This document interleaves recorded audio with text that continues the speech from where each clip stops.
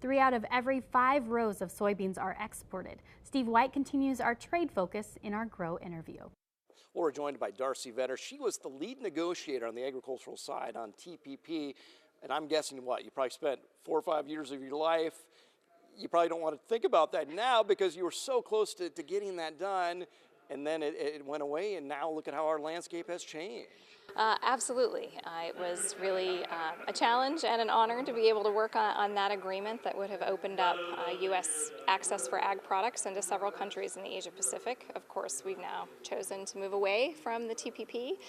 We have really foregone access to some of the fastest growing economies in Southeast Asia, but just now starting to think about getting back toward negotiations with the Japanese on opening their market. Certainly this administration talks about the intellectual property concerns in China. I mean, do you certainly you understand that? Do you share some of those concerns? Maybe not necessarily their approach. Well, I guess, how would you characterize that? Well, yes. I mean, for a long time, China has really disregarded some of the protections that they're required to provide under World Trade Organization rules, don't protect patents or copyrights, and we're an innovation economy. A lot of what the U.S. makes money on is the fact that we're innovators. So these are problems, and I do give the administration credit for being very clear about them and resolute to try to solve them. Where I disagree is more on the methods for doing so.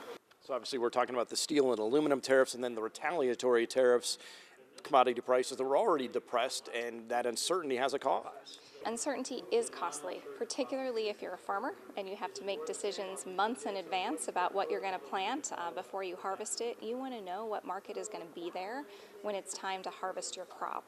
And you're also right that where we've imposed steel and aluminum tariffs on many of our trading partners, costs for key ag inputs have gone up. So your fencing, your tractor, food processing equipment, cans for your beer, all more expensive.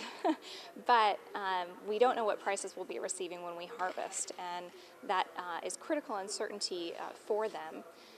And it also, sends the signal to our allies that we may not be as reliable a partner for receiving our goods in the future. We're growing more than we can ever consume here as a state, but even in our country, we have to have that market access. Agriculture is incredibly export dependent. Really the business model for U.S. agriculture is that we send our surplus to the rest of the world. Those markets are important. It's also the reason that when we have a trade conflict with other countries, agriculture is the first sector that's hit with a retaliatory tariff.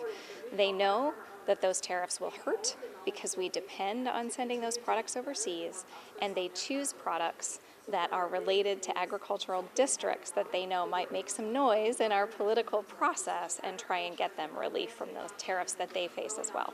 This administration has signaled that they want some more bilateral deals. Do you have any confidence that will happen and that will have some positive results?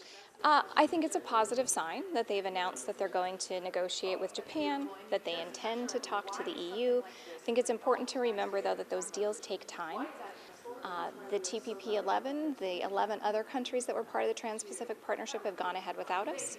They've already started cutting tariffs to each other.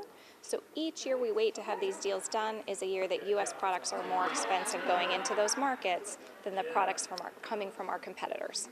All right. Well, Darcy, thanks so much. Thank you. A check of your Grow weather forecast right after this. Hi, my name is Ashley Scheidler, and you're watching Grow on NTV.